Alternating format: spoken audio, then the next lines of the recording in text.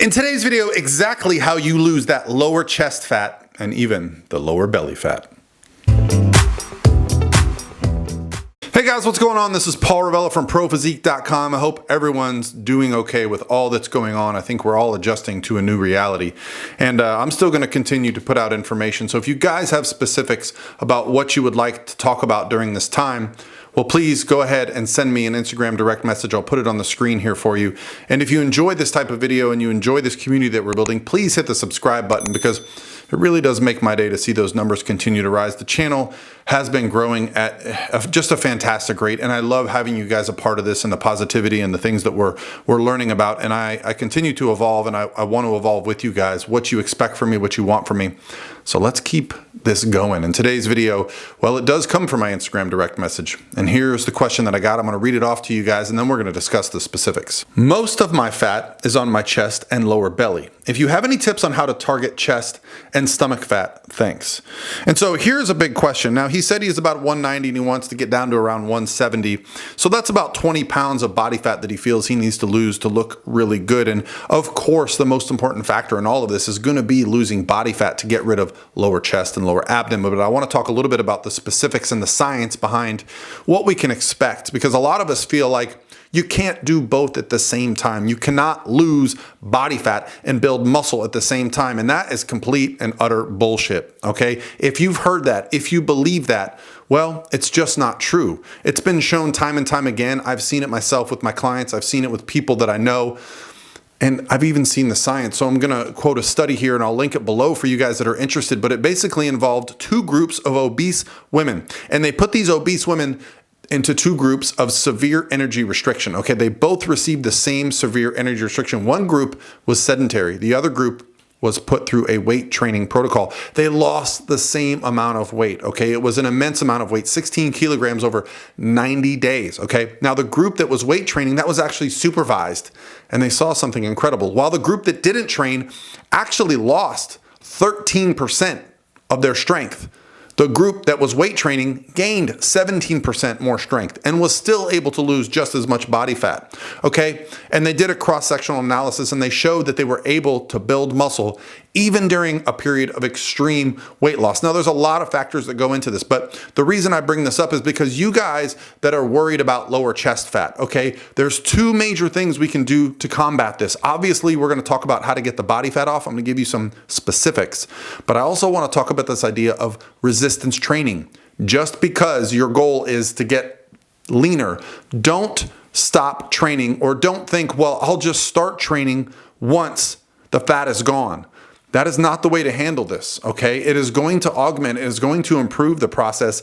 And most importantly for us guys with like a little bit of lower belly fat and a lower chest fat, and I'll probably put some pictures and videos in here of me because I shift quite a bit of weight. I notice my chest gains quite a bit of body fat. I actually don't mind it. I think aesthetically it's a little bit more pleasing when I have some body fat on my pecs, okay? When I get super lean, I honestly, you can't really tell how muscular I am in my clothing anymore. It's only when my clothing is off, like a shirt's off, that you can actually see that muscle. So a little bit of body fat is fine. Now, when we're talking about too much, well, then we understand that. But the reason I think I look okay with more body fat is because I've developed pectorals. Now, let's talk about specifically how to build pectorals. Now, a lot of times the bench press is considered the king of this, but I'll say this.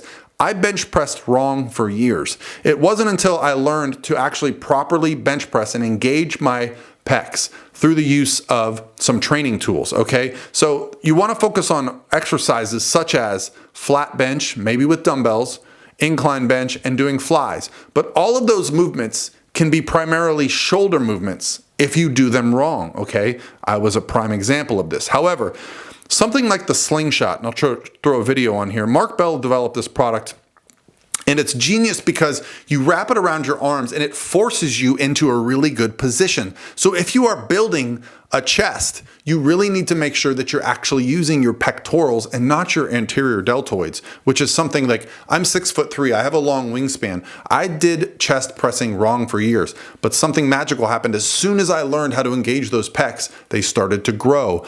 Even doing things like decline bench kind of puts you in a better position to train the chest. There's often hammer strength machines, okay? Dips, anything that kind of engages the pec from that angle is really gonna allow you to build some muscle. And as I've demonstrated here, you can build muscle and lose fat at the same time. So for you, my friend, that wants to lose 20 pounds and wants to lose a little bit of that chest fat, it will make you look even better if you're able to put some muscle on. Training that muscle twice a week, putting on some muscle while losing those 15 to 20 pounds is really going to be the most important factor. So let's talk about the specifics of getting the body fat off. How should you do that? Well, I have quite a few videos on how to create a caloric deficit and how to lose body fat. But the specifics around that should be, we should be focusing on losing about 1% of your body weight per week. Now, for people that are more obese, then the percentage can be a bit higher. But with 20 pounds to go, if you're losing 2 pounds a week to start, 1.5 pounds a week throughout the majority of it, and then 1 pound a week at the end, well, you're gonna see some fantastic progress and you're gonna start to see some visual changes.